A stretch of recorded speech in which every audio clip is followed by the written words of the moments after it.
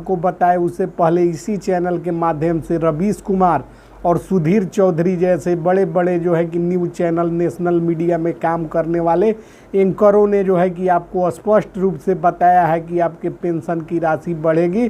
सरकार जो है कि इस पर अंतिम निर्णय लेगी। उसके बाद भी कुछ हमारे अभिभावक, पिता, तुलादरणीय गार्जियन लोग जो हैं कि उनको अविश्वास होता है, तो उनसे जो है कि हम क्षमा प्रार्थी हैं और उनको जो है कि पुनः आग्रह करते हैं कि विश्वास खोने से जो है कि दुनिया नहीं चलती।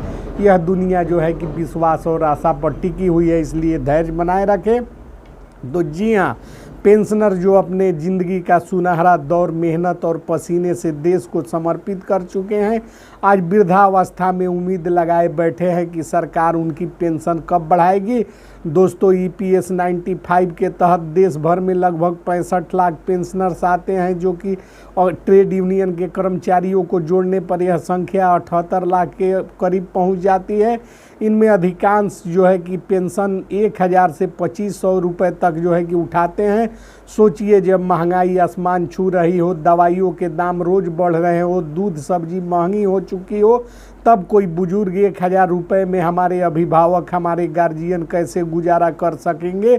सरकार की ओर से जो है कि समय समय पर समिति की बैठकें होती है, रिपोर्ट तैयार होती है, फाइलें इधर से उधर जाती है, लेकिन पेंशन आज भी उसी जगह खड़े हैं जहां सालों पहले थे और पेंशनर्स की कठिनाइयों का जो है कि निपटारा सरकार करने में अब तक असफल रही थी। बजाबता इसको लेकर प्रधानमंत्री मोदी बार बार आते हैं सामने और जो है कि स्पष्ट रूप से घोषणाएं कर देते हैं और चले जाते हैं। उसके बाद खाते में वही राशि आती है जो पहले से मिल रही है। इसी सब को लेकर हमारे सूत्रों के द्वारा जो है कि प्रधानमंत्री मोदी के निजी सचिव ब्रजेश मेहरोत्रा से संपर्क स्थापित कर तमाम विषयों पर जो है कि बड़ी मुश्किल से जानकारी एकत्रित किया गया है, जिसमें जो है कि सहयोग किए हैं रवीश कुमार जी और सुधीर चौधरी जैसे बड़े न्यूज एंकरों के माध्यम से सवाल पूछे गए हैं और उन सवालों का जवाब जो है कि सामने आया है। सरकार की ओर से जो समिति गठित और बैठकें होती है, रिपोर्ट तैयार होते हैं,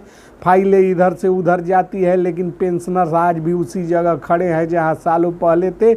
लोग, हमारे सूत्रों ने पूछा है कि क्या ये न्याय है, क्या ये उनके योगदान का सम्मान है।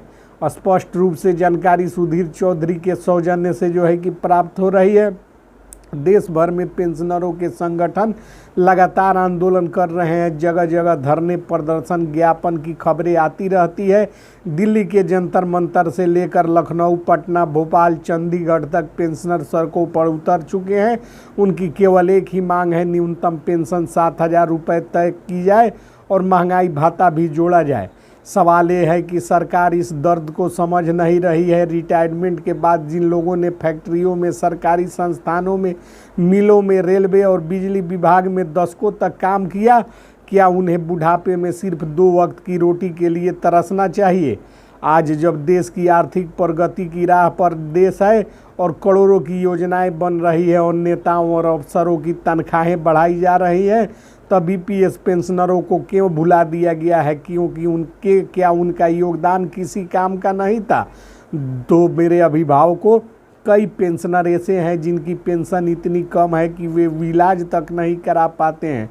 डायबिटीज़, हार्ट की बीमारी जैसी दिक्कतें आम हैं, लेकिन दवाई का खर्च उठाना उनके लिए असंभव है। नतीजा यह है कि कई पेंशनर लाचार होकर अपने बच्चों पर बोझ बन जाते हैं और कई तो अपनी बचत से भी हाथ धोना पड़ता है।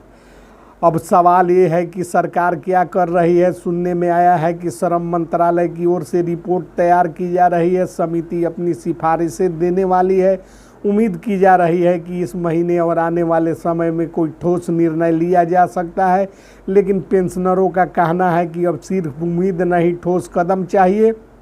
दोस्तों, EPS 95 पेंशनरों का संघर्ष सिर्फ पैसों का नहीं है, ये सम्मान और अस्तित्व की लड़ाई है। हर पेंशनर चाहता है कि उनके जीवन की आखिरी घड़ियां गरिमा के साथ बीते और वो भी सुरक्षा मिले और उन्हें भी जो है कि समाज में सम्मान मिले और सब जो है कि आदर की दृष्टि से देखे। आज जब हम ये रिपोर्ट आपके सामने रख रहे हैं तो हमारे चैनल के ही संदेश है। सरकार को जो है कि अब तुरंत निर्णय लेना चाहिए। EPS 95 पेंशनरों को न्यूनतम पेंशन 7500 रुपये पेंशन और महंगाई भत्ता मिलना ही चाहिए, यही उनका हक है। तो आइए हम सब मिलकर इस मुद्दे को मजबूती से उठाएं ताकि पेंशनर अपने जीवन और देश की दया पर निर्भर न रहे, बल्कि उनको उनका हक और सम्मान मिले, और साथ ही साथ जो है कि उनको सब कुछ जो है कि मुहैया करे सरकार, जिसमें महंगाई भत्ता भी जोड़ा जा सके। जी हाँ, वो पेंशनर जो अपने जीवन का सुनहरा दौर मेहनत और पसीने से देश को समर्पित कर चुके हैं, आज वृद्धावस्था में उम्मीद लगाए बैठे हैं कि सरकार उनकी पेंशन बढ़ाएगी। दोस्तों, EPS 95 के तहत देश भर में लगभग 78 लाख पेंशनर आते हैं। इनमें अधिकांश की पेंशन सिर्फ 1000 से 2500 रुपये तक है। सोचिए, जब महंगाई आसमान छू रही हो, दवाई और दूध सब्जी के दाम बढ़ चुके हैं, तो ऐसी परिस्थिति में 1000 से 2500 रुपये में बुजुर्ग दंपति, हमारे अभिभावक, सुपर सिटीजन जो लड़ रहे हैं, उनका जीवन कैसे चल सकता है। इसी को लेकर सुधीर चौधरी के माध्यम से और रवीश कुमार के माध्यम से हमारे सूत्रों ने PMO में संपर्क स्थापित कर प्रधानमंत्री के निजी सचिव ब्रजेश मेहरोत्रा से सारी जानकारी प्राप्त की, और उन्होंने बताया कि इसमें जो है कि अब विलम्ब नहीं होगा और तत्काल प्रभाव से पेंशन की